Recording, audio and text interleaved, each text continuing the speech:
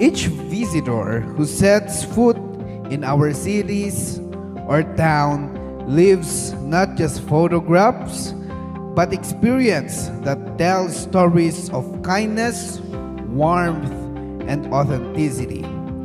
Values deeply rooted in the Filipino identity.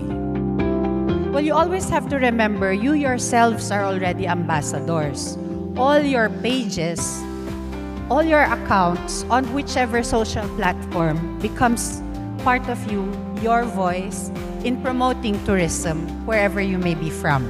Inspire with storytelling and visual content. Instead of merely showing a destination, learn to tell the story. But how will you be able to tell that story? You have to go out and do the research, do the work required. You will not always stay where you are now. We are actually into high regards in terms of our cultural inclusion. Isang bagay ang laging sinasabi lagi ng mga foreign tourists.